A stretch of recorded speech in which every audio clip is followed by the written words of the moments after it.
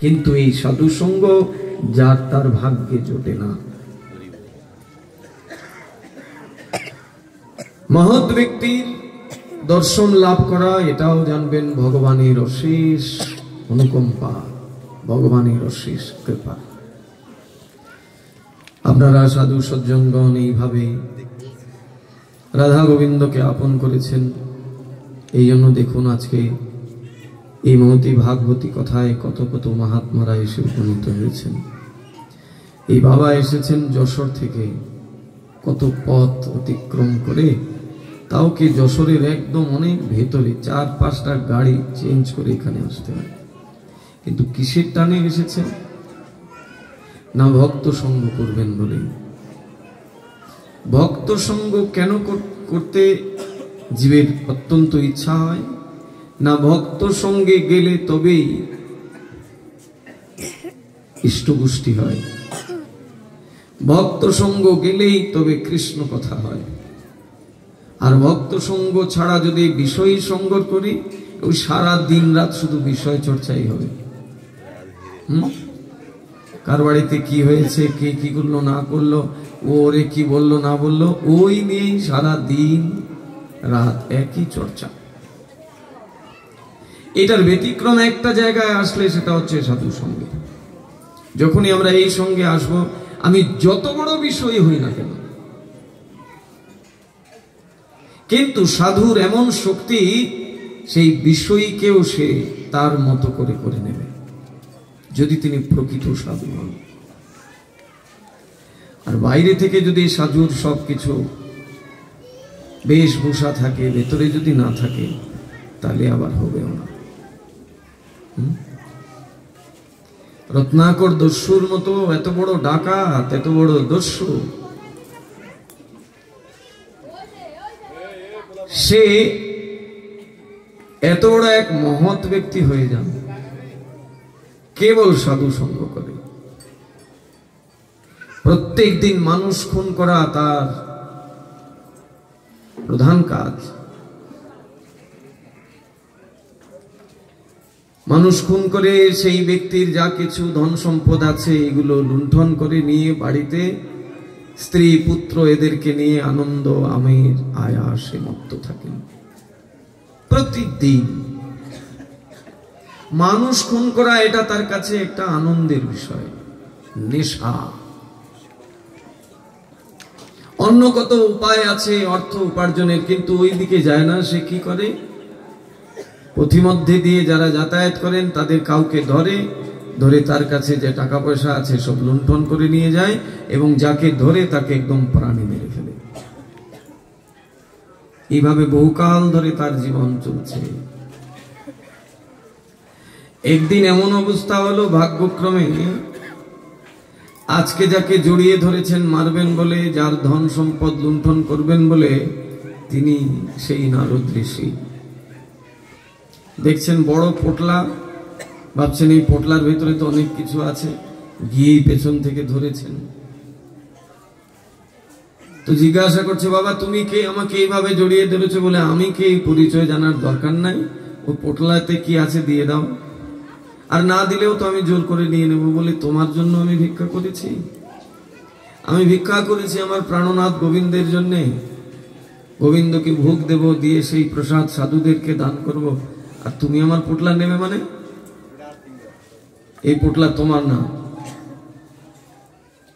রত্নাকর বলছে, দেখো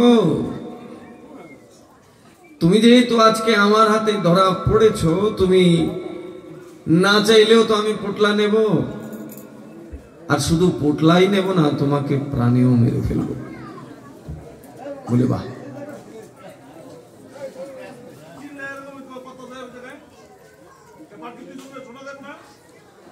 পোটলাও নেবে আবার আমাকে মারবেও? আচ্ছা ঠিক আছে, আমার পোটলা না হয় নিয়ে নিলে, মারবে কেন? বলে, মারবো এই জন্য, আমি যাকে ধরি তার কোনো প্রমাণ রাখি না, তাকে মেরে ফেলি। অতএব আজকে তুমি আমার হাতে, তোমার শেষ হবে, সমাপ্তি হবে জীবন। রত্নাকর দস্যু বলছেন, এই কাজ তুমি কতদিন ধরে করো? বলে, কতদিন ধরে করে বলতে পারি না, তবে বহুদিন ধরে। আচ্ছা, এই কার্যের দ্বারা তোমার যে পাপ হয় সেটা বুঝো তুমি? বলছে দেখো, অত পাপ টাপের কথা আমায় বলো না, তোমার এই সব কথা আমি শুনতে রাজি না। বলে আচ্ছা, শুনতে রাজি না, একটু শোনো। এইভাবে যে তুমি প্রত্যেকদিন মানুষ খুন করো, এর দ্বারা তোমার পাপ হয় কিন্তু। আর এই টাকা পয়সা দিয়ে তুমি কি করো? বলে কেন, আমার সংসারে আমার বউ আছে, বাচ্চারা আছে, তাদের ভরণ পোষণ করতে হয় না? এগুলো নিয়ে গিয়ে তাদেরকে আমি ভরণ পোষণ করাই। বলে এছাড়া কি আর অন্য কোথাও অন্য কোনো উপার্জনের পথ নাই জগতে? মানুষ খুন করে এইসব করতে হবে? এর দ্বারা তোমার প্রতিদিন পাপ হয়। আর এই পাপের পুরোপুরি যে ফল, পাপের যে পরিণতি, তোমাকে একা ভোগ করতে হবে। তুমি যে বলছো এই পাপের অর্থ দিয়ে তুমি তোমার স্ত্রী, তোমার সন্তানদেরকে আহারের ব্যবস্থা করে দাও, এরা কিন্তু কেউ তোমার পাপের একটু অংশ নেবে না। নারদ এটা শুনে হাসছেন, বলছেন আরে তুমি ভাবছো এইসব মিষ্টি কথা বলে আমাকে ভুলিয়ে দেবে? আমি তোমার এইসব একটা কথা কেউ বিশ্বাস করি না। তুমি বলছো এইভাবে মানুষ খুন করার দ্বারা আমার পাপ হয়, ঠিক আছে, মেনে নিলাম পাপ হয়েছে। আবার তুমি বলছো এই পাপের অর্থ আমি যাদেরকে খাওয়াই তারা কেউ আমার পাপের অংশ নেবে না, এটা আমি বিশ্বাস করি না। বলে বিশ্বাস করো না তো? যাও না একটু বাড়িতে গিয়ে জিজ্ঞাসা করে আসো তোমার স্ত্রী সন্তানদেরকে।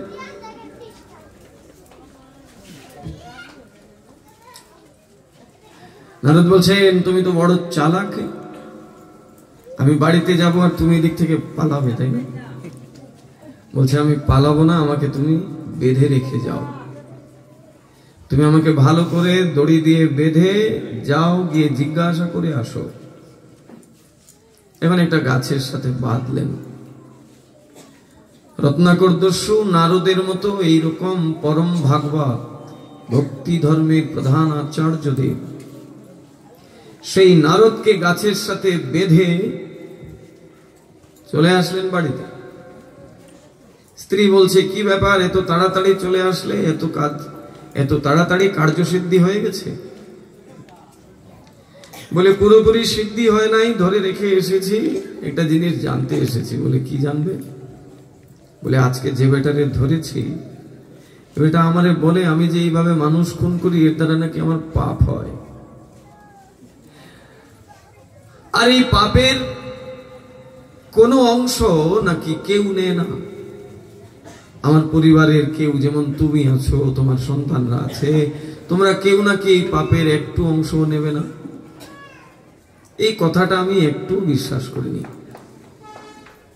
কিন্তু ওই ব্যক্তি বলছে যে বাড়িতে গিয়ে জিজ্ঞাসা করো, তাই জিজ্ঞাসা করতে এসেছি। আচ্ছা সত্যি করে বলো তো, তুমি তো আমার ধর্মপত্নী।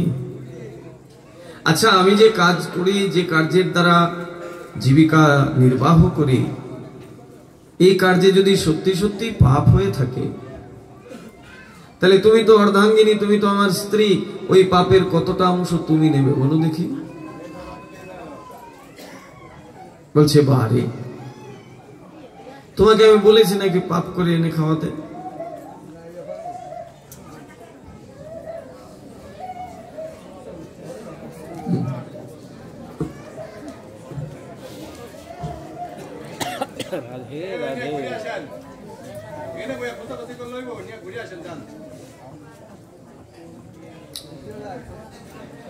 তোমার পাপ যদি হয়েও থাকে তাহলে সেই পাপের ভার আমি কি করে বইব? কেউ কি কারোর পাপ বইতে পারে? এই জগতে প্রত্যেকটি মানুষ তার নিজের কর্মফল নিজেকে ভোগ করে। তুমি যদি সত্যি সত্যি পাপ করে থাকো তাহলে সেই পাপের ফল তোমাকেই ভোগ করতে হবে, আমি তোমার পাপের কোনো অংশ নেব না। ছুটে গেলেন সন্তানদের কাছে, গিয়ে সন্তানদেরকে জিজ্ঞাসা করলেন আমি তো তোদের পিতা হই, তাহলে আমি যদি কোনো পাপ করে থাকি, তোদের জন্য যদি পাপ করে তোদের ভরণ পোষণ করে, তাহলে তোরা তো আমার সন্তান, আমি তো তোদের পিতা। ওই পাপের কতটা অংশ তোরা নেবে? বলছে, বাবা তুমি আমাদের জন্ম দিয়েছো, আমাদের ভরণ পোষণ কিভাবে করবে না করবে তোমার দায়িত্ব। তুমি পাপ করে যদি এনে খাওয়াও, সেই পাপের অংশ আমরা কি করে নেব? এটা তো তোমাকেই ভোগ করতে হবে। চোখ খুলে গেল, কারণ নারদের মতো এইরকম সাধুর দর্শন হয়েছে। দর্শনে পবিত্র করো এই তোমার গুণ। যদি প্রকৃত সাধুর শুধু দর্শনও কে আর কারুর জীবনে ভাগ্যে ঘটে, যদিও এটা অত্যন্ত দুর্লভ, আমাদের মতো এরকম সাজা সাধু জগতে ভরা আছে, কিন্তু প্রকৃত সাধু যিনি সত্যিকার ভগবানকে নিজের জীবনে ধারণ করেছেন, এরকম প্রকৃত সাধুর যদি কেউ দর্শনও পায়,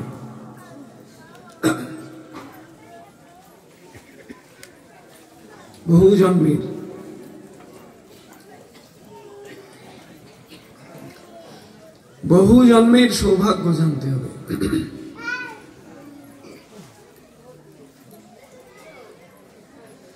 আজকে নারদের মতো এইরকম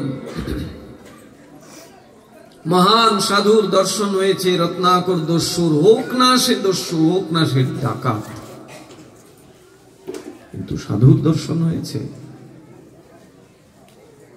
সঙ্গে সঙ্গে ভিতরে রত্নাকরের মনে আতঙ্ক আসলো এবং ভাবলো যে আমি পাপ তো করেছি, আজকে এত বড় পাপ করেছি, ওই সাধুকে আমি গাছে বেঁধে এসেছি। দৌড়ে আসলেন, এসে সাধু বাবার বন্ধন খুলে দিলেন। নারদ বলছেন, কি গো, তুমি তো যাকে ধরো তাকে ছাড়ো না, তা তুমি আমাকে বাঁধলে নিজের হাতে বেঁধে, আবার এখন খুলেও দিচ্ছ, তোমার মতলব তো বুঝি না। সাষ্টাঙ্গে প্রণাম করে বলছেন, আপনি যা বলেছিলেন তাই আমি সংসারে গিয়ে জিজ্ঞাসা করেছি, কেউ তো আমার পাপের ভার নেবে না। আমি সারা জীবন যে পাপ করেছি সেই পাপের ভার কেউ নেবে না, আমাকে একাই সেই পাপের ভার, পাপের বোঝা বইতে হবে। সাষ্টাঙ্গে চরণে পড়ে গেলেন। যে রত্নাকর দস্যু জীবনে প্রত্যেক দিন মানুষ খুন করতেন এবং সেই ব্যক্তির কাছে যা ধন সম্পদ থাকতো সেগুলো লুণ্ঠন করে নিয়ে স্ত্রী পুত্র পরিজনকে ভরণ পোষণ করাতেন, আজকে সেই রত্নাকর দস্যু নারদ ঋষির চরণে পড়ে গিয়ে চিৎকার ধরে কান্না করছেন, আমার কি করা উচিত আপনি বলে দেন। যে পাপ আমার জীবনে হয়ে গেছে সেটা তো হয়ে গেছে, আর যেন জীবনে কোনোদিন পাপে না জড়ায়। নারদ ঋষি সেই রত্নাকরকে কৃপা দান করলেন, দীক্ষা দিয়ে দিলেন। এইরকমের একটা দস্যু রত্নাকরকে দীক্ষা দিলেন নারদ ঋষি। দীক্ষার প্রভাব কেমন দেখুন। এই রত্নাকর দস্যু পরবর্তী জন্মে হয়ে গেলেন বাল্মীকি ঋষি। বাল্মীকি মুনি রামচন্দ্রের লীলা কথা রচয়িতা। রামের জন্মের পূর্বেই যিনি রামচন্দ্রের লীলা কথা রচনা করেছেন সেই বাল্মীকি মুনি ছিলেন সেই রত্নাকর দস্যু। সাধুর কি শক্তি! সৎসঙ্গ প্রাপ্যতে পুংভি সুকৃতই পূর্ব সঞ্চিত। পূর্ব জন্মের অনেক সুকৃতি থাকলে তবেই এইরকম সৎসঙ্গ জীবের লাভ হয়। সৎসঙ্গ সবার ভাগ্যে হয় না। কেমন শক্তি গুরুদেবের! এত বড় এক ডাকাত দস্যু, সেই রত্নাকর দস্যু হয়ে গেলেন বাল্মীকি মুনি। আহা, এই জন্য গুরুকে ভগবান বলা হয়েছে। শাস্ত্রে পুরাণে বহু জায়গায় শ্রী গুরুদেবকেও ভগবান বলে স্বীকৃতি দেয়া হয়েছে। সৎগুরুদেব ভগবান। কিন্তু এই যে শাস্ত্রে গুরুদেবকে ভগবান বলা হয়েছে, এর জন্য কতিপয় কপট ছল ধর্মকে যারা গ্রহণ করেছেন, আদৌ যারা ভাগবত ধর্মের সাথে বিন্দুমাত্র যুক্ত নয়, তারা নিজেকে ভগবানের আসনে বসিয়ে আসল ভগবানকে গৌণ করে দেন। আর কলিযুগে এগুলো চতুর্দিকে ছেয়ে আছে ভক্তবৃন্দ।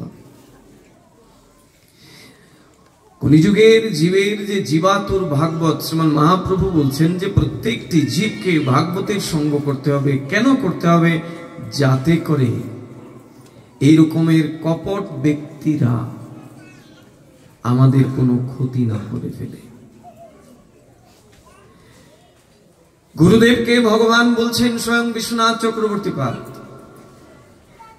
বিশ্বনাথ চক্রবর্তী পাদ তার গুরুবাষ্টকের একটি শ্লোকে গুরুদেবকে ভগবান বলে সম্বোধন করছেন, সাক্ষাৎ হরিত্বেন।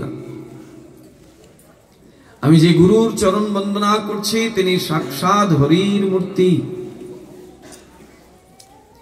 আর এই কথা বলতে গিয়ে কলিযুগের বদ্ধ জীব, যাদের মধ্যে আদৌ ভাগবত ধর্ম বিন্দুমাত্র লেশ মাত্র নাই, তারা এটাকে ব্যবসায়িক জায়গাতে নিয়ে এসে কলিযুগ যুগের জীবকে বিড়ম্বনার মধ্যে ফেলে দিয়েছেন। শুনতে আমাদের কষ্ট লাগবে, খারাপও লাগবে, কিন্তু যদি এটা মনে করি যে শাস্ত্র মানে সাক্ষাৎ ভগবান, আর ভগবান কখনোই আমাদের অমঙ্গল চান না, সর্বক্ষণ তিনি মঙ্গল চান। অতএব শাস্ত্রে যা কিছু বলা হয়েছে সব জীবের মঙ্গলের জন্য। সেই অপ্রিয় সত্য কথাগুলো শুনতে খুব খারাপ লাগবে আপাত দৃষ্টিতে, কিন্তু যখন আমি শাস্ত্রীয় নিয়মে নিজের জীবনকে পরিচালনা করতে থাকব, তখন আমার কাছে এগুলো সব ভালো লাগতে শুরু করবে। এমন একজনের সঙ্গ করলাম যিনি সম্পূর্ণ মহাপ্রভুর বিরোধী কথা বলে। মহাপ্রভু যে শুদ্ধ ধর্মকে কলিযুগে প্রতিষ্ঠা করলেন, আমি যার সঙ্গ করলাম তিনি সম্পূর্ণ মহাপ্রভুর বিরোধী মতকে স্বীকার করে রেখেছে। তাহলে আমি তার সঙ্গ করে আমার জীবনে কোনোদিন লাভ হবে কিছু? এই জন্য দুটি ধর্মের কথা বলছি, একটা হচ্ছে মনোধর্ম আর একটা হচ্ছে আত্মধর্ম। মনোধর্ম মানে যেটা দেহ চায়, দেহ যেরকম স্বাচ্ছন্দ্য বোধ করে ওইভাবে ধর্ম পালন করা। আর একটা হচ্ছে আত্মধর্ম, মানে আত্মা যেটা চায়, আত্মার সুখটাকে যেখানে সুখ বলে মনে করা হয়, সেটা হচ্ছে আত্মধর্ম বা ভাগবত ধর্ম। এই আত্মধর্মের দ্বারা কি হয়? মহাপ্রভু বলছেন প্রতিপদং পূর্ণামৃত আস্বাদনা। এই আত্মধর্মে যখন জীব নিজেকে আশ্রয়ের মধ্যে আনতে পারে, তখন তার প্রতিটি পদে পদে সে আনন্দকে উপভোগ করে। সুদামা বিপ্রের চরিত্র শ্রীমদ্ ভাগবতে একটা জ্বলন্ত উদাহরণ আমাদের জন্য, যেটা আমরা কখনো কল্পনাও করতে পারব না। আমরা মাসে দুটো একাদশী ব্রত করতে আমাদের ত্রাহিমাং শুরু হয়ে যায়। 15 দিন পর পর একটা একাদশী, এটা করতে আমাদের মাথা খারাপ। একাদশীর 2-3 দিন আগে থেকেই শুরু হয়ে যায় কি খাবো কি খাবো কি খাবো কি খাবো। হ্যাঁ, আর সুদামা বিপ্রের মাসের 30 দিনের মধ্যে 30 দিনই একাদশী করতে হবে, কিন্তু কোনো বিকার নাই। একাদশী করতে হয় মানে বলে না খেয়ে থাকা মানে তো একাদশী। একদিনও শরীরে আহার জোটে না। বৈদিক ব্রাহ্মণ প্রত্যেক দিন 4 বাড়িতে ভিক্ষা করতে বেরোন, চার বাড়িতে ভিক্ষা করে যা মিলে তাই এনে রান্না করে গোবিন্দের ভোগ দেন। আর ভিক্ষায় গেলে কি ভালো কিছু মেলে নাকি? ওই খুদ কণা যা কিছু ভাঙা চাল নিজে খেতে পারে না, ওগুলো জমিয়ে রাখে ভিক্ষুকের জন্য। ওইগুলোই ভিক্ষা করে নিয়ে আসেন। আনলে কি হবে? ওই ভাঙা খুদ কণার যা কিছুই হোক সুন্দর করে ঝেড়ে মুছে পরিষ্কার করে রান্না করে গোবিন্দকে ভোগ দেন। ভোগ দেওয়ার পরে যে প্রসাদ হয় সেই প্রসাদকে আবার 3 ভাগ করেন। এক ভাগ সাধু সেবায়, একজন দুজন সাধুর উদ্দেশ্যে দান করেন ভগবানের প্রসাদ। একটা অংশ গোমাতার সেবায় দেন, আর বাকি যে একটা অংশ বেঁচে থাকে এটা সন্তানদেরকে দেন। সন্তানদেরই পেট ভরে না, নিজেরা আর কি খাবে? জল খেয়ে বসুন্ধরা মানে সুদামার স্ত্রী সুশীলা আর সুদামার জল খেয়ে জীবন ধারণ করে। একদিন আহার জোটে না, মানে পুরো মাসকে মাস একাদশী। কিন্তু তার মুখমণ্ডলে কোনো দুঃখের কোনো ছাপ নাই, না তো কোনো অভিযোগ আছে ভগবানের প্রতি। সবকিছু ভগবানকে দান করে দিয়েছে। যা কিছু ভিক্ষালব্ধ জোটে সেটা ভগবানকে দান করেন। ভগবানকে দান করে সেই প্রসাদের অংশ একটা সাধু সেবায় দেন, একটা গোমাতার সেবায় দেন, আর একটা অংশ সন্তানদের উদ্দেশ্যে দেন। মাঝরাতে সন্তানরা ক্ষুধার জ্বালায় ঘুম ভেঙে যায়, চিৎকার করে কান্না করতে শুরু করে। এই কান্না সহ্য করতে না পেরে সুদামার স্ত্রী ঘরের বাইরে চলে যান। আর সুদামা সন্তানদেরকে কুলে উঠিয়ে কৃষ্ণ কথা গল্প শুরু করে দেয়। সন্তানদেরকে কুলে উঠে কৃষ্ণ কথা শোনাতে শুরু করে। জানিস জানিস আমার বন্ধু না অনেক শক্তিশালী। আমার বন্ধুর বয়স যখন মাত্র 7 বছর, কেনি আঙুলে এরকম গিরিরাজ পর্বতকে ধারণ করে 7 দিন 7 রাত রেখে দিল। দেবরাজ ইন্দ্র কিচ্ছু করতে পারল না। আমার বন্ধুর এত শক্তি, অগাসুর, বকাসুর, পুতনা, তৃণাবর্ত কত অসুরেরা এসেছে, দুমড়ে মুচড়ে প্রত্যেকটা অসুরকে মুহূর্তের মধ্যে আমার বন্ধু মেরে দিয়েছে।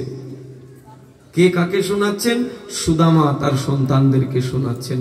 সেই গভীর রাত্রে যখন সন্তানরা খিদের জ্বালায় ঘুম ভেঙে গেছে, কান্না করছে, তখন কান্না নিবৃত্তির জন্য সুদামা বিপ্র তার পুত্রদেরকে কৃষ্ণ কথা শ্রবণ করাচ্ছেন।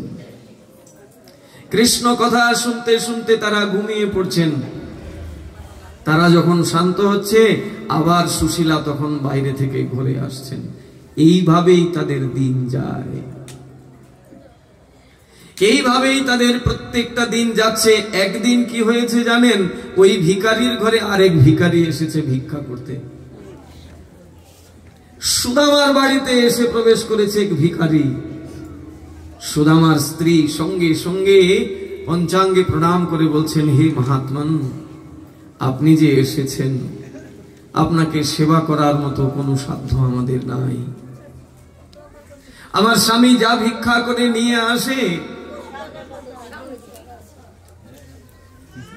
মায়েরা কথা বলবেন না। এইসব কথা শুনতে গিয়ে যদি আমরা কথা নিজেরাই বলতে থাকি, তাহলে ভাগবতের চরণে অপরাধ হয়। সুদামার বাড়িতে এক ভিখারি এসে হাজির, এসে বলছেন ভিক্ষাং দেই। সুদামার স্ত্রী সুশীলা গিয়ে করজোড়ে প্রার্থনা করে বলছেন, হে মহাত্মান, আমার স্বামী প্রত্যেক দিন 4 বাড়িতে ভিক্ষা করে যা নিয়ে আসে, সেগুলো দিয়ে আমাদেরও কিছু জোটে না। একটু যে সঞ্চয় করে রাখবো এরকম কোনো সামর্থ্য আমাদের নাই। তাই আপনি কৃপা করে এসেছেন, আপনাকে কি দেব? 1 বিন্দু জল ছাড়া দেওয়ার মতো কিছু নাই। সেই ভিখারি বলছেন, তুমি মিথ্যা কথা বলো। তুমি ব্রাহ্মণের পত্নী, ব্রাহ্মণের স্ত্রী হয়ে এত বড় মিথ্যা কথা বলতে তোমার বাধে না? বলে, আমি কোনো মিথ্যা কথা বলি নাই। বলে, মিথ্যা কথা বলেছ, তুমি সুদামার স্ত্রী না? বলছে, হ্যাঁ আমি তো সুদামার স্ত্রী। বলছে, যার বন্ধু দ্বারকার রাজা কৃষ্ণ, যার বন্ধু দ্বারকাধীশ কৃষ্ণ, তার বাড়িতে কিচ্ছু নাই, এটা কেউ বিশ্বাস করে? সেই ভিখারি সুদামার স্ত্রী সুশীলাকে বলছে, যার স্বামীর বন্ধু স্বয়ং দ্বারকার রাজা কৃষ্ণ, তার বাড়িতে কিচ্ছু নাই, এটা কি কেউ বিশ্বাস করে? স্ত্রী সুশীলা যেমন আকাশ থেকে পড়লেন। বলে, কি বললেন আরেকবার বলুন। বলছেন, আমি এটাই বলছি, তোমার স্বামী হচ্ছে দ্বারকাধীশ কৃষ্ণের বাল্যবন্ধু, আর তুমি বলছো তোমার বাড়িতে কিছু নাই, এটা কি বিশ্বাস করার মতো কথা? সুশীলা বলছেন, আপনি সত্যি বলছেন এই কথা? সত্যি কি আমার স্বামীর বন্ধু দ্বারকাধীশ কৃষ্ণ? বলে, কেন, তুমি জানো না? বলে, না, আমি জানি না। বলে, তোমার স্বামীকে আসলে করে জিজ্ঞাসা করো। সুদামার স্ত্রীর মনে একটু অভিমান হলো যে আমার স্বামী আমাকে এত বড় কথা কখনো বললেন না। অভিমান করে বাইরে অপেক্ষা করছে কখন স্বামী সুদামা আসবে আর জিজ্ঞাসা করবে। সুদামা 4 বাড়ি ভিক্ষা করে যখন ফিরলেন, এসে সুশীলাকে দেখলেন মুখমণ্ডলে খুব মনোকষ্ট নিয়ে দাঁড়িয়ে আছেন। সুদামা বিপ্র সুশীলাকে বলছেন, তোমার মন খারাপ কেন? আমরা কর্মফল ভোগ করছি, আর এই কর্মফল ভোগ করার জন্য তুমি মন খারাপ করবে? বলে, না স্বামী, মন খারাপ এই জন্য নয়, মন খারাপ অন্য কারণে। বলে, কি কারণে? বলে, এক ভিখারি বাবা এসেছিলেন বাড়িতে। রাধে রাধে, ঘুমালে হবে না। হরে কৃষ্ণ।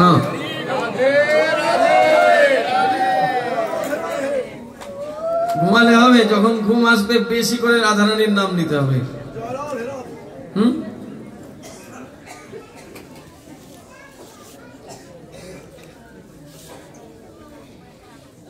ভগবানের চরণে শরণাগত যদি কেউ সত্যি সত্যি হয়, তাহলে তার অবস্থা কেমন হয়, এটা সুদামার চরিত্র একটা জ্বলন্ত উদাহরণ আমাদের জীবনে।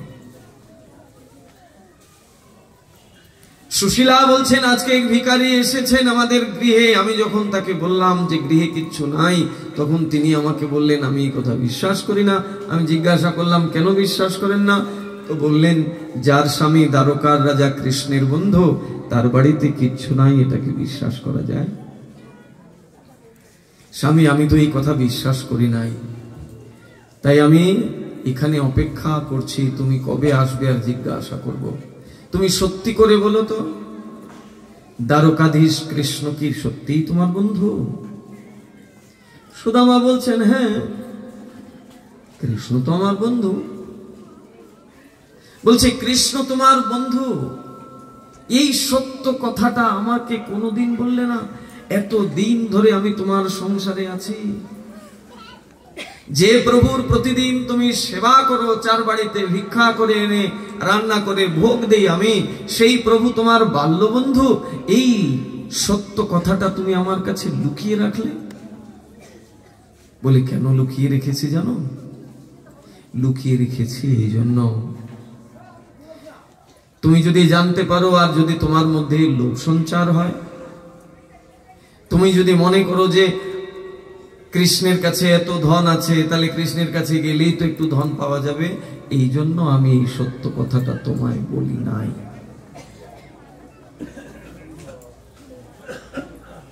এই কথা বলা মাত্র সুশীলা বলছেন, স্বামী, তাইলে এক কাজ করো না, যাও না তোমার বন্ধুর কাছে গিয়ে বলো না তোমার সংসারের এই কষ্টের কথা।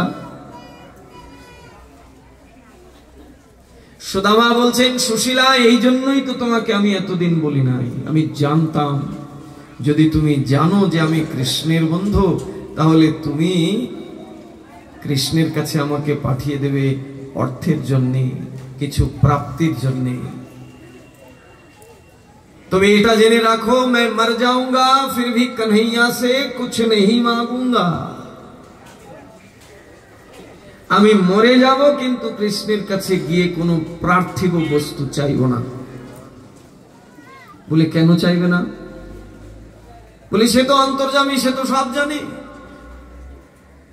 সে কি জানে না আমি তুমি যে এইভাবে কষ্টের মধ্যে আছি? সব জানে, কিন্তু আমাদের কর্মফলের বোঝা যদি কৃষ্ণের উপরে চাপিয়ে দিই তাহলে কেমনে হবে?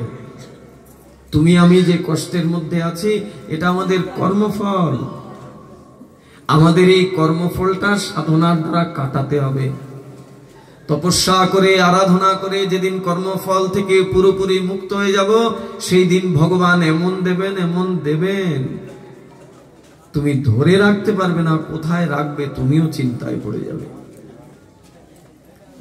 এইদিকে সুদামা তার স্ত্রীকে এই কথা বলছেন, আর ওইদিকে গোলকে রুক্মিণী কৃষ্ণকে এই কথা বলছেন। রুক্মিণী কৃষ্ণকে বলছেন, তুমি কেমন বন্ধু? যার সাথে তোমার বাল্যকালে এত বন্ধুত্ব ছিল, সেই বন্ধু এত কষ্ট করছে, তোমার কি একটুকু দয়া হয় না? সে যে এত কষ্টের মধ্যে আছে, তাকে কিছু দিতে পারো না?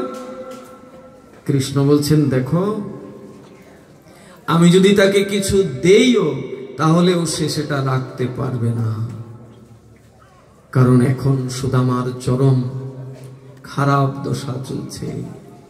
আমি স্বয়ং ভগবান যদি তার হাতের মুঠিতে কিছু দিয়ে দেই তথাপিও সে সেটা রাখতে পারবে না, চলে যাবে। সে সাধনার দ্বারা সেই কর্মফল থেকে যখন মুক্ত হবে তখন সে আবার সব কিছু ফিরে পাবে। রুক্মিণী এই কথাটাকে মানতে পারলেন না। তখন কৃষ্ণ বলছেন, কেন রুক্মিণী, তোমার যদি এতই সুদামার জন্য দুঃখ হয় তাহলে সুদামা তো তোমাকেও ভোগ লাগায়। সুদামার দেওয়া অন্ন ব্যঞ্জন তো তুমিও গ্রহণ করো। আমি না হয় সুদামাকে কিছু নাই বা দিলাম, তুমি রুক্মিণী তো সুদামাকে কিছু দিতে পারো, যাও যাও সুদামাকে কিছু দিয়ে আসো। রুক্মিণী কি করলেন? রুক্মিণী মানে লক্ষ্মী, স্বয়ং লক্ষ্মী, তিনি পরমান্ন রান্না করলেন। সুস্বাদু পরমান্ন রান্না করে গোলক থেকে নিয়ে আসলেন সুদামার জন্য।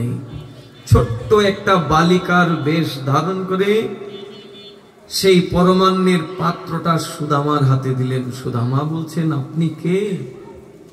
বলে, আমি আছি একজন ওই দূর গ্রাম থেকে এসেছি। আপনার তো অনেক কষ্ট করতে হয়, আমি একটু সাধু সেবা দিয়েছি আজকে, সব সাধুদেরকে একটু একটু করে পরমান্ন দিচ্ছি, তাই আপনাকেও দিলাম, আপনি এটা গ্রহণ করুন। সুদামা জীবনে যা দেখেনি, ওই ভাঙা খুদকণা এগুলোই ভিক্ষায় মিলে, আর আজকে পেয়েছে একদম লক্ষ্মীর হাতের তৈরি করা পরমান্ন। ঘুম পাড়ানি মাসি পিসি,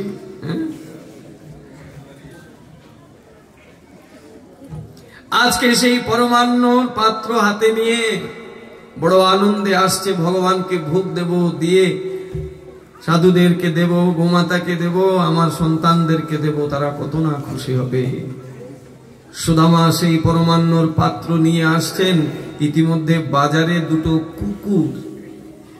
কুকুর ঝগড়া লেগেছে, এমন ঝগড়া লেগেছে, এসে সুদামার সাথে দুই কুকুর এসে ঝগড়া করতে গিয়ে সুদামার উপরে এসে পড়েছে, আর সুদামার হাতে যে পরমান্নের পাত্রটা ছিল সেটা মাটিতে পড়ে গেল, আর পুরো পরমান্নটা ওই কুকুর দুটো চেটে খেয়ে নিল।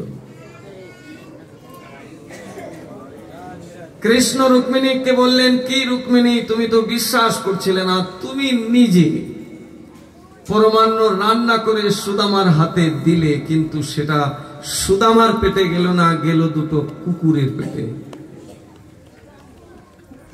অতএব জীব যখন তার কর্মফল ভোগ করে, তখন আমি ভগবান যদি মনে করি যে কর্মফল খণ্ডন করার আগেই তাকে আমি কৃপা করে সব দিয়ে দেব, দিলেও সেটা সে রাখতে পারবে না।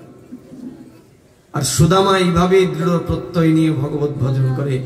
একদিনও তার মনের মধ্যে কোনো বিষাদ নাই, কোনো দুঃখ নাই, পরম আনন্দ সহকারে প্রত্যেক দিন 4 বাড়িতে ভিক্ষা করতে যায়, ভিক্ষালব্ধ যা কিছু মেলে ভগবানকে ভোগ দেয়, সাধু সেবা করে, গোমাতার সেবা করে, এইভাবেই তার দিন যায়। একদিন সুশীলা বললেন, স্বামী ঠিক আছে, তুমি তোমার বন্ধু কৃষ্ণের কাছে গিয়ে কিছু নাই বা চাইলে, কিন্তু একবার কি তোমার ওই বন্ধুকে দেখবারও ইচ্ছা করে না? কতদিন হলো তুমি তোমার বন্ধুকে দেখো নাই, একবার কি তাকে দেখতেও ইচ্ছা করে না? যখন এই কথা বললেন, তখন সুদামা বলছেন, সুশীলা আমার তো অনেক ইচ্ছা করে, কিন্তু আমি যে যাব খালি হাতে তার কাছে কেমন করে যাব? রিক্ত হস্তে তো প্রভুর কাছে যাওয়া যায় না। খালি হাতে প্রভুর কাছে যেতে নাই, গুরুদেবের কাছে যেতে নাই, দেব মন্দিরে যেতে নাই। সেবার কোনো না কোনো উপকরণ নিয়ে যেতে হয়। আমি যে আমার বন্ধুর কাছে যাব, বন্ধু যদি মনে করে যে আমি তার কাছে কিছু চাইতে গেছি, আর যদি মনে নাও বা করে আমি যে আমার বন্ধুর কাছে যাব, মানে ভগবানের কাছে যাব, কিছু সঙ্গে তো নিয়ে যেতে হবে। কি নিয়ে যাব? আমাদের তো কিছু নাই। সুশীলা বলছেন, স্বামী তুমি তো প্রত্যেক দিন ভিক্ষায় যাও, আজকে আমি তোমার প্রভুর জন্য ভিক্ষায় বেরোই। সুশীলা নিজে ভিক্ষা করতে বেরোলেন। ভিক্ষায় যা কিছু মিলল খুদকণা, সেটাকে ভালো করে বেছে ধুয়ে রৌদ্রে শুকিয়ে তারপরে কড়াইতে ভাজলেন। ভেজে সেই শুকনো চাল ভাজা একটা কাপড়ের মধ্যে পোটলা বেঁধে বললেন, এইটা নিয়ে যাও। খালি হাতে তো তোমার প্রভুর কাছে যাওয়া যায় না। তোমার প্রভু তো জানে আমাদের মনের, আমাদের সংসারের অবস্থা। আমাদের কাছে যা আছে তাই তোমায় দিলাম, যাও তোমার প্রভুর কাছে। ভক্তবৃন্দ, এই কথা আমরা এই প্রসঙ্গে শুনছি। গতকালকেও আমাদের প্রসঙ্গের মধ্যে এটাই ছিল যে আমাদের জীবনের মূল উদ্দেশ্য হচ্ছে ইষ্টনিষ্ঠা, কৃষ্ণের প্রতি শরণাগত হওয়া। সেখানে একটা হাতিকে দিয়ে গতকালকে দেখানো হয়েছে যে একটা পশু পর্যন্ত সে যদি ভগবানকে আহ্বান করে, তাহলে একটা পশুর ডাকে ভগবান চলে আসেন তাকে কৃপা করবার জন্য। আর আমরা ভগবানের শ্রেষ্ঠ জীব, আমাদের কাছে ভগবান অনেক কিছু আশা করেন। অনেক কিছু আশা করেন বলতে আমরা যেন তাকে ডাকি, তার কাছে যেন শরণাপন্ন হই। যদি তার কাছে প্রকৃত অর্থে কেউ শরণাপন্ন হয়, তাহলে তার জীবনে কোনো দুঃখ বলতে কিচ্ছু থাকে না। সুদামার জীবনে এত দুঃখ, কিন্তু তাকে দেখলে তার সারা শরীর ক্ষীণ হয়ে গেছে, শুকিয়ে তার শরীরে হাড় সব বের হয়ে গেছে, কিন্তু তার মুখমণ্ডলে চরম আনন্দের ছাপ। কারণ সে নিরন্তর ভগবানের সেবা করে, সাধু সেবা করে, গোমাতার সেবা করে, এটাই তার চরম আনন্দ। আজকে সুশীলার ভিক্ষালব্ধ সেই চাল ভাজা নিয়ে সুদামা বিপ্র চলে আসলেন দ্বারকায়। দ্বারকায় এসে তিনি জিজ্ঞাসা করছেন, তার বন্ধুর সাথে তিনি সাক্ষাৎ করবেন। সবাই ভাবছে নিশ্চয়ই পাগল হবে। গায়ে যে কাপড় যেটা লাগিয়ে এসেছে, এটা যে কত জায়গায় গিট্ট দেওয়া, কত জায়গায় ছিঁড়েছে, যেখানেই ছিঁড়েছে সেখানে একটা গিট্ট দিয়ে এই অবস্থায় এসেছে। আর সে কৃষ্ণকে দেখতে চায়। হয়তো চোর হবে, নয়তো পাগল হবে, নয়তো তার কোনো কুমতলব আছে, আমাদের রাজার কোনো যদি ক্ষতি করে ফেলে। দ্বারকার সেই প্রজাদের মনের মধ্যে এই ভাবনা। কিন্তু সেখান থেকে কিছু প্রজারা দেখলেন যে সুদামা যে দ্বারকাতে এসেছেন, নিরন্তর তার মুখে শুধু কৃষ্ণ নাম উচ্চারিত হচ্ছে, আর তার দুই চোখ দিয়ে অশ্রুধারা প্রবাহিত হচ্ছে। এটা দেখে প্রজাদের মনের সুদামার প্রতি শ্রদ্ধা উদয় হলো। তারা আসলেন, এসে জিজ্ঞাসা করলেন, সত্যি করে বলুন আপনার পরিচয় কি, কোথা থেকে এসেছেন। সুদামা এবার সত্যি পরিচয় দিল, বলল যে আমি যে তোমাদের রাজার সাথে দেখা করতে এসেছি, তোমাদের ওই রাজা আমার বন্ধু। আমরা দুজন একসাথে গুরুকুলে, গুরুদেবের শ্রীপাঠে, গুরুগৃহে একসাথে খেলালীলা করেছি, একসাথে গুরুদেবের সেবা করেছি। এই কথা কেউ বিশ্বাস করতে চায় না। বলে দ্বারকাধীশ ভগবানের বন্ধুর এইরকমের অবস্থা হতে পারে? কেউ বিশ্বাস করে না, কিন্তু যখন চোখে জল দেখে তখন আবার মন বিগলিত হয়ে যায়। সেখান থেকে কয়েকজন প্রজারা বলল, ঠিক আছে সাধু বাবা, ইচ্ছে করলেই তো যে কোনো সময় কৃষ্ণের সাথে সাক্ষাৎকার করা যায় না, তথাপি আমরা চেষ্টা করছি, দেখি ভগবানের সাথে, কৃষ্ণের সাথে আপনার দর্শন করানো যায় কিনা। সুদামা বলছেন, দূর থেকে একটু দেখিয়ে দিলেই হবে, আমি কাছেও যাব না, একটু প্রণাম করে চলে যাব। কয়েকজন প্রজা গেলেন অভ্যন্তরে। তখন মধ্যাহ্নকাল, কৃষ্ণ মহিষীদের সাথে বিশ্রাম করছেন। এমন সময় দ্বারকার প্রজারা গিয়ে হাজির। কৃষ্ণ বলছেন, এই অসময়ে তোমাদের আগমন? বলে কিসের জন্যে? বলে একজন দরিদ্র ব্রাহ্মণ এই দ্বারকাতে এসেছেন, নিরন্তর মুখে শুধু তোমার নাম উচ্চারণ করছেন, আর তার চোখে শ্রাবণের বর্ষার মতো অশ্রু বিসর্জন হচ্ছে।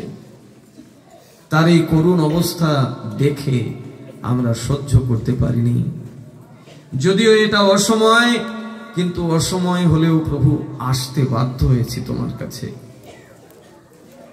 তুমি কৃপা করে তাকে একটু দর্শন দাও। সর্ব অন্তর্যামী মহাপ্রভু কৃষ্ণ সবকিছু তো জানেন। তিনি তো জানেন তার বন্ধু সুদামা এসেছে, আর সুদামাকেও দ্বারকাতে তিনিই আনিয়েছেন। সুদামা যেদিন শুরু করেছিল দ্বারকায় আসা, পায়ে হেঁটে যখন আসছিল, সন্ধ্যায় একটা বৃক্ষতলে ক্লান্ত হয়ে শুয়ে পড়েছিল।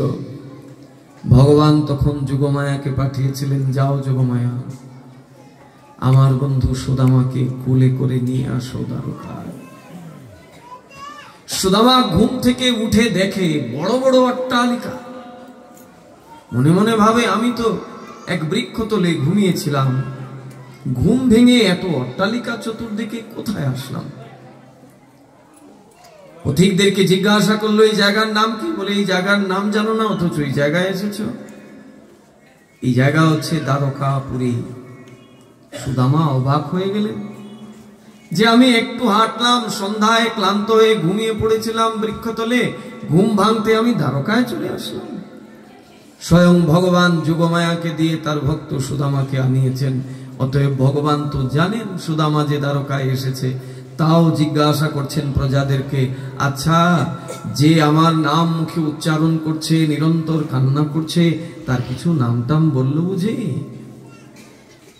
বললে, প্রভু নামও বলেছে, আর সে বারবার একটা কথাই বলে, সে নাকি তোমার বাল্য বন্ধু। ভগবান হাসছেন, এসে বলছেন, আমার বাল্য বন্ধু এসেছে আর আমি জানি না? আচ্ছা, বাল্য বন্ধু তার নাম কি বলেছে? বলছে, তার নাম বলেছে সুদামা। যেই সুদামা নাম শুনলেন, সঙ্গে সঙ্গে ভগবান দৌড়ে ছুটে আসলেন অন্দরমহল থেকে। মহিষীরা কত পেছন থেকে ডাকতে শুরু করলো, প্রভু দাঁড়াও দাঁড়াও। কে কার ডাক শুনে সুজা সুদামার কাছে এসে জড়িয়ে ধরলেন। ভাগবতে সেখানে দেখানো হয়েছে বন্ধুত্ব কেমন করে করেছিলেন কৃষ্ণ সুদামার সাথে, এবং সুদামা কৃষ্ণের সাথে কেমন বন্ধুত্ব করেছিলেন। সুদামার চোখের জল দিয়ে কৃষ্ণের অভিষেক হচ্ছে, আর কৃষ্ণের চোখের জল দিয়ে সুদামার অভিষেক হচ্ছে। দুই বন্ধু দুজনকে স্নান করিয়ে দিচ্ছেন অশ্রু জলে। পরীক্ষিত মহারাজ বারবার বারবার জিজ্ঞাসা করছিলেন সুখদেব গোস্বামীকে, হে গুরুদেব, আপনি যে বারবার কৃষ্ণকে দীনবন্ধু দীনবন্ধু বলে ডাকছেন, কৃষ্ণকে যে বারংবার দীনবন্ধু দীনবন্ধু বলে সম্বোধন করছেন, আসলে কি কৃষ্ণ কি কোনো দিনের সাথে বন্ধুত্ব করেছিলেন? তখন সুখদেব গোস্বামী পরীক্ষিত মহারাজকে এই সুদামা বিপ্রের চরিত্র কথা শ্রবণ করাচ্ছিলেন, যে দেখো কৃষ্ণ যে দীনবন্ধু, কেমন করে দিনের সাথে বন্ধুত্ব করেছেন কৃষ্ণ, শোনো বলি। এই পুরো কাহিনী পরীক্ষিত মহারাজকে সুখদেব গোস্বামী কীর্তন করছেন। আজকে বন্ধুকে নিজের চোখের জল দিয়ে স্নান করিয়ে দিলেন, আর ধর্মপত্নীদেরকে ডাকতে শুরু করলেন, সুবাসিত জল নিয়ে আসো, সুবর্ণ পাত্র নিয়ে আসো। আমার বন্ধু এত পথ পায়ে হেঁটে এসেছে, তার কত ক্ষত বিক্ষত হয়ে আছে, তার চরণ ধৌত করে দিতে হবে। যে ভগবানের চরণে সমস্ত জগৎ লুটিয়ে পড়ে, সেই ভগবান তার ভক্ত সুদামার চরণে লুটিয়ে পড়ছেন। ভক্ত ভগবান এক আত্মা। আর এই পর্যায়ে পৌঁছতে গেলে ভক্তিকে আশ্রয় করে সৎসঙ্গের দ্বারা ওই জায়গায় পৌঁছানো যায়। শ্রীমদ্ ভাগবতে এগুলো ভুরি ভুরি প্রমাণ রয়েছেন। ভগবান যে তার ভক্তের দাসত্ব স্বীকার করেন, এটা বহুভাবে ভগবান প্রমাণ দিয়েছেন। কিন্তু আমাদেরকে সেই রকম দাস হতে হবে। মহিষীরা যখন ভগবান আদেশ করলেন, তখন তারা সুবর্ণ পাত্র নিয়ে আসলো, সুবাসিত জল নিয়ে আসলো। কৃষ্ণ নিজে সুদামার চরণ ধৌত করে দিচ্ছেন। যেখানে কৃষ্ণ সুদামার চরণ ধৌত করে দিচ্ছেন, সেখানে মহিষীরা কি আর বাদ থাকতে পারে? রুক্মিণী, সত্যভামা, জাম্ববতী তারাও এসে কৃষ্ণের চরণ ধৌত করে দিচ্ছেন, সুদামার চরণ ধৌত করে দিচ্ছেন। সেখানে কত কিছু হয়ে গেল, কত কিছু হয়ে গেল। সুদামাকে ঘরে নিয়ে গেলেন, কৃষ্ণ নিজের হাতে প্রসাদ পাওয়ালেন, নিজের রাজকীয় পোশাক সেটা পরিয়ে দিলেন সুদামাকে। সেই বৈজন্তী মালা, পঞ্চরত্ন দিয়ে তৈরি যে দামি মালা, সেই মালা পরিয়ে দিলেন সুদামার গলদেশে। সুদামার সেই ছেঁড়া ধুতি খুলে রেখে দিলেন, আর নিজের উত্তরীয়, নিজের সমস্ত রাজকীয় পোশাক সুদামাকে পরিয়ে দিলেন। আজকে দিন যায়, রাত যায়, কত দিন চলে গেছে, কৃষ্ণ সুদামাকে ছাড়ে না। সুদামা বলছেন, কৃষ্ণ, আমি যে বাড়িতে আমার স্ত্রী সন্তানদেরকে রেখে এসেছি, অনেক দিন হয়ে গেল, আজকে আমাকে যেতে হবে। কৃষ্ণ বলছেন, আরো কয়েকটা দিন থাকো। বলে, আর থাকা যাবে না। কৃষ্ণ বলছেন, আচ্ছা, তোমাকে যেহেতু যেতেই হবে, তোমাকে তো জোর করে আটকানো যাবে না, তবে সাধুর মর্যাদা তো দিতে হবে। সাধুর কৃপা যদি জগৎজীব লাভ না করে, তাহলে জগৎজীবের মঙ্গল কি করে হবে? অতএব তোমাকে একটা কার্য করতে হবে। বলে, কি করতে হবে? বলে, আমার পরিবারের যারা আছে সকলকে তুমি আশীর্বাদ করে যাও। কৃষ্ণ সুদামাকে বলছেন, তুমি তো মহাত্মা, তুমি তো সাধু, সাধুর কৃপা লাভ করা বহু বহু জন্মের সৌভাগ্য থাকলে সম্ভব। তুমি যেহেতু কৃপা করে এসেছো, আমার সংসারে যারা আছে সকলকে তুমি আশীর্বাদ করে যাও। সুদামা বলছেন, তুই তো ভালো বিড়ম্বনার মধ্যে ফেললি। আচ্ছা, ঠিক আছে, তাদেরকে পাঠা। এখন আশীর্বাদ শুরু হয়েছে, সকাল থেকে রাত পর্যন্ত আশীর্বাদের মাথা আর শেষ হয় না। কারণ তার যে কত আছে, কে কে বলতে পারে? বিশ্ব ব্রহ্মাণ্ডের মালিক যে, সে যদি মনে করে যে বিশ্ব ব্রহ্মাণ্ডের সকলকে আশীর্বাদ করাবে, তার লাইন তো কোনোদিন শেষ হবে না। স্ত্রীদের লাইনই শেষ হচ্ছে না, এরপরে আসবে সন্তানদের লাইন। সুদামা এক পর্যায়ে আশীর্বাদ করতে করতে বলছে, আমার পক্ষে আর সম্ভব না। কৃষ্ণ, এক কাজ কর, তুই আমাকে প্রণাম কর, আর আমি তোকে আশীর্বাদ দিয়ে দিই। কত বড় শক্তি ভক্তের, চিন্তা করুন। সুদামা কৃষ্ণকে বলছে, এক কাজ কর, তুই আমাকে প্রণাম কর, আর আমি তোকে আশীর্বাদ করে দিই। তুই তো বিশ্ব ব্রহ্মাণ্ডের মালিক, তোকে আশীর্বাদ করে দিলে সারা আশীর্বাদ বিশ্ব ব্রহ্মাণ্ডের সকলের কাছে।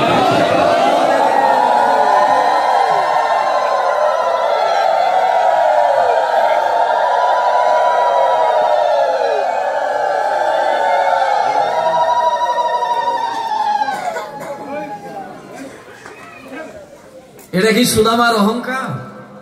না, সুদামার অহংকার নাহি। সুদামা কৃষ্ণকে জগৎজীবের কাছে প্রতিষ্ঠা করছেন যে কৃষ্ণ কি বস্তু না, কৃষ্ণ হচ্ছেন সুপ্রিম,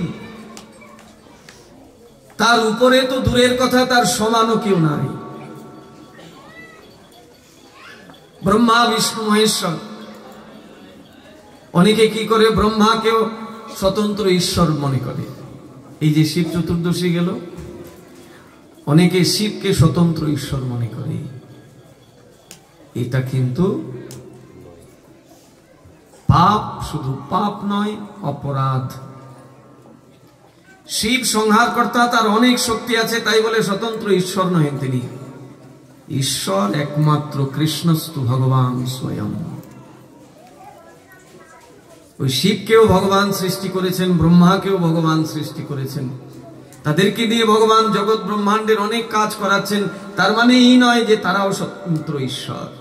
সুদামা এটাই জগতে প্রতিষ্ঠা করতে চাইলেন যে কৃষ্ণ তুই আমাকে প্রণাম কর আর আমি তোকে আশীর্বাদ করে দেই, তাহলে এই আশীর্বাদ শুধু মনুষ্য নহে, স্বর্গের দেবতা থেকে শুরু করে ব্রহ্মা পর্যন্ত সকলে পেয়ে যাবে।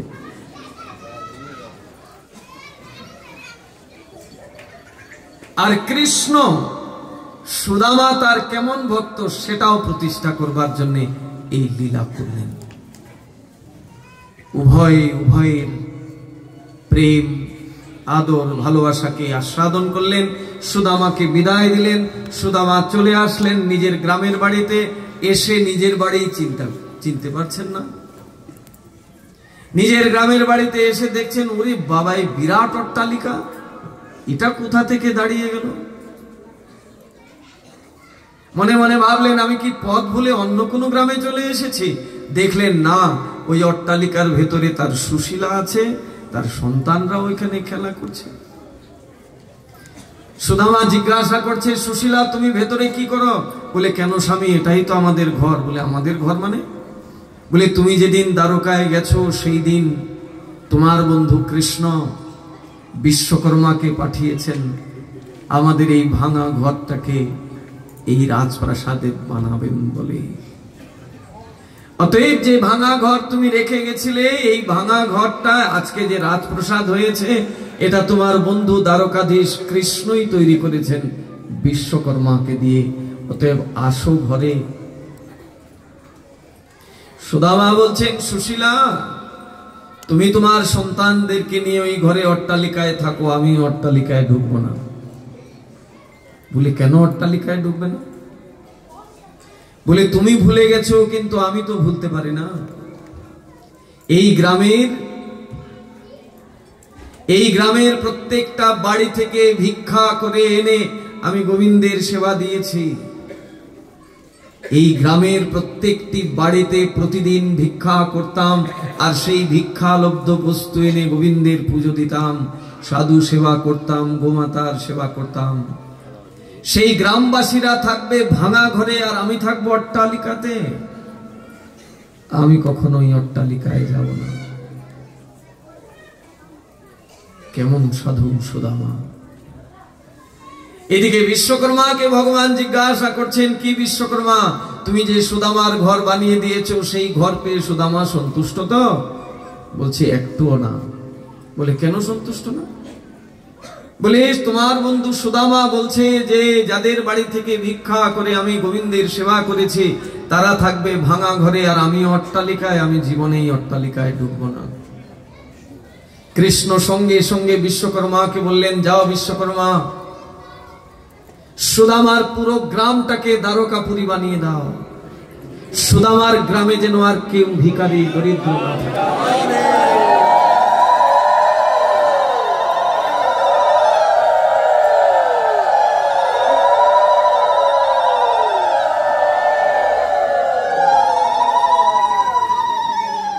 আজকে পুনরায় বিশ্বকর্মা আসলেন, এসে সুদামার নগরটাকে পুরোপুরি দ্বারকা নগরী বানিয়ে দিলেন।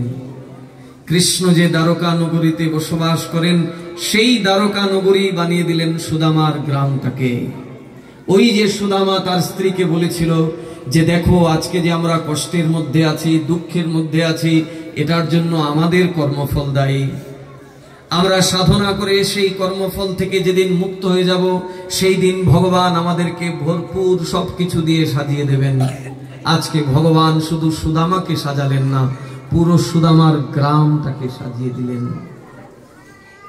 তাই ভক্তবৃন্দ, এই সংসার রূপী দুঃখালয়ে প্রত্যেকটি মনুষ্য দুঃখের মধ্যে আছেন, থাকবেন, এটাই সংসারের নিদারুণ সত্য কথা। কিন্তু শত দুঃখের মধ্যে যদি কৃষ্ণকে আমার ইষ্ট বলে নির্ণয় করে তার সেবায় যুক্ত হতে পারি, তার চরণে শরণাগত হতে পারি, তাহলে জীবনে যত দুঃখ আসুক না কেন, সব দুঃখ থেকে আমি নিজেকে মুক্ত করতে পারবো। আর একদিন কৃষ্ণ আমাকে সমস্ত সুখ দিয়ে কৃতার্থ করবেন। প্রতিপদং পূর্ণামৃত আস্বাদনং সর্বাত্ম স্নপনং পরম বিজয়তে শ্রীকৃষ্ণ সংকীর্তনম। শ্রীমান মহাপ্রভু বললেন, যেদিন শ্রীকৃষ্ণ নাম সংকীর্তন জয়লাভ করবে, সেই দিন জীব প্রতি মুহূর্তে মুহূর্তে পূর্ণ অমৃতকে আস্বাদন করবে। হরে কৃষ্ণ মহামন্ত্র, যেটা কলিযুগের যুগ ধর্ম, যেটা প্রত্যেকের গ্রহণীয়। কি গৃহস্থ, কি ব্রহ্মচারী, কি বানপ্রস্থী, কি সন্ন্যাসী, সকলের জন্য এক যুগ ধর্ম মহাপ্রভু নিয়ে আসলেন। অনেকে বলে, আমরা তো সংসারী মানুষ, আমাদের পক্ষে কি সম্ভব নাকি? সংসারী মানুষের জন্য ভগবান একটু ছাড় দিয়ে রেখেছেন। এগুলো সবটা মনোধর্ম, এগুলো যার যার তৈরি করা ব্যক্তিগত ধর্ম। এটা ভাগবত ধর্ম নয়। ভাগবত ধর্ম একটা গৃহস্থের জন্য যে ধর্মের কথা বলে, একটা সন্ন্যাসীর জন্য একই ধর্ম, আলাদা কোনো পৃথক কিচ্ছু নয়। শ্রীমান মহাপ্রভুর পার্শ্বদরা তারা সংসারের মধ্যে থেকে সর্বকিছু দিয়ে গোবিন্দের সেবা করেছিলেন। শুধু হৃদয়টাকে একবার তার দিকে আমাদেরকে আনতে হবে। আর তার দিকে আনতে গেলে সৎসঙ্গ ছাড়া জীবনে হবে না। সৎসঙ্গের দ্বারাই জীবের বিবেকের জাগ্রত হয়, আর যখন বিবেকের জাগ্রত হয় তখন সে গোবিন্দ চরণে শরণাগত হয়। কিন্তু যদি কোনো অসতের সঙ্গে পড়ে যান, তাহলে জীবনটাই একদম বিড়ম্বনায় ছেয়ে যাবে। সেখানে দেখা যাবে, এইরকম মুক্তি করতেও শোনা যায়, বলেন যে সবকিছু খেয়ে দেও গোবিন্দের সেবা করা যায়। এটা সম্পূর্ণ যারা বলছেন তাদের ব্যক্তিগত অভিমান। ওই যে বলছিলাম না, যে একটা হচ্ছে মনোধর্ম, শরীর যা চায় শরীরের চাওয়া অনুযায়ী ধর্ম পালন করা। ওই দুধ আর মদের মতো, দুধও খাবো মদও খাবো, এভাবে করলে হবে না। যেটা ত্যাগ করার সেটাকে ত্যাগ করতে হবে, আর যেটাকে গ্রহণ করার সেটাকে গ্রহণ করতে হবে। কারণ আমাদের কাছে সময় অত্যন্ত সীমিত, মাত্র অল্প কিছুদিনের জন্য জগতে এসেছি। আর এই জগতে এসেছি যে কার্য সম্পাদন করার জন্য, সেটা যদি না করতে পারি তাহলে বৃথা আমাদের এই মানবকুলে আসা। আর সেই কার্য সিদ্ধি করতে গেলে সবাইকে সৎ গুরুর সান্নিধ্যে আসতে হবে। সৎ এবং অসৎ দুইটি শব্দ ভাগবতে বর্ণনা করা হয়েছে। আমরা প্রসঙ্গক্রমে গুরুদেবের মাহাত্ম্য প্রসঙ্গে ভাগবত থেকে ছোট্ট একটা চরিত্র কথা শুনব, তারপরে কথার বিশ্রাম হবে। আসুন গুরুতত্ত্বের বিষয়ে কথা শুনবো, যেহেতু গুরুদেবের চরণে ছোট্ট একটা ভজন দিয়ে পুষ্পাঞ্জলি দিয়ে আসি, তারপরে আমরা সেই গুরুতত্ত্বের কথা শ্রবণ করব।